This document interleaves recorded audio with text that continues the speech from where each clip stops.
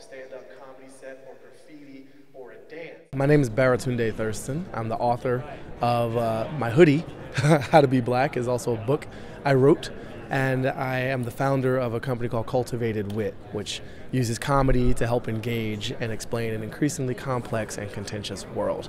Oh, I think it's the first time I've ever said that. Nice.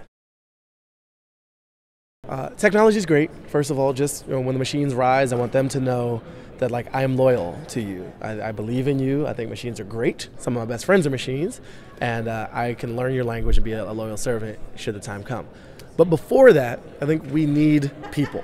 And we've gotten quite obsessed in our digital tools and future, whether it's social media stuff or all the apps we're using, digital photo, all kinds of stuff.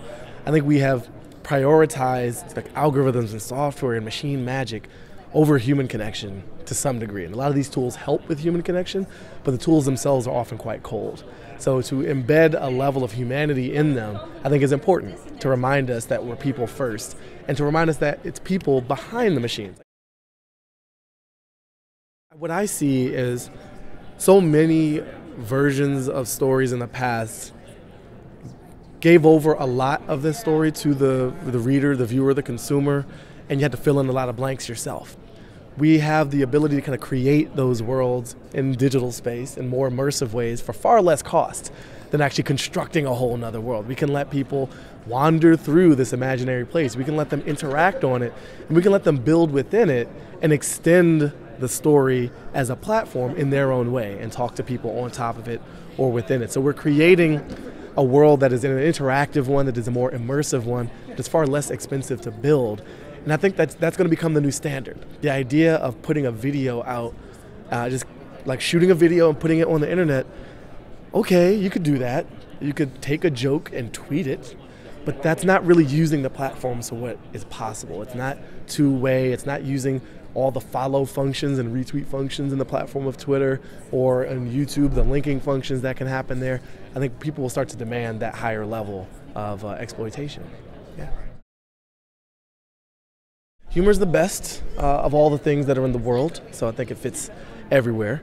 I think there's a unique ability for humor to deliver non-nonsense, right? To cut through the BS and deliver something a bit more truthful, a bit more honest, and still get people's attention. We are so overwhelmed with people trying to get at us. We have all these ads and commercials, and people are checking in over here and tweeting at us there and emailing us, and we are drowning in a sea of information. We don't need more information. We need more understanding, we need more synthesis or analysis or interpretation. And I think the comedic version of those is a proven ability to sort of gather that audience and speak through and kind of cut through the noise in a way that other institutions can't. The political institutions, broken, financial institutions, broken, religious institutions, still arguing over things that we have kind of solved in many ways, not all things, but in so many ways they're not helping us navigate this noisier world as effectively as we could. So I think art in general has that charge. I think comedy in particular does it well.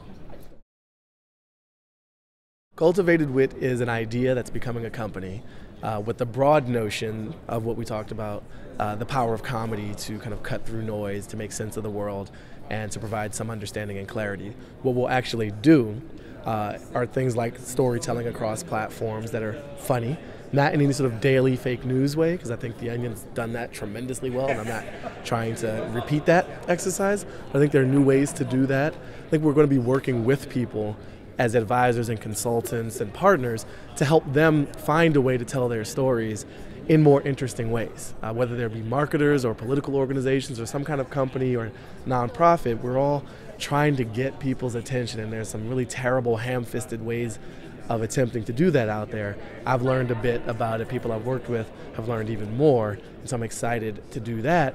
And I think we're going to be pushing comedy deeper into what media is becoming. I want to see comedy go beyond the stage, beyond the YouTube video, beyond the TV show, into the app, into the code, into the data. So we're going to be doing a lot of experiments. We're basically building a lab for the future, and then we will control it, and thus you and you. I'm so good at that laugh.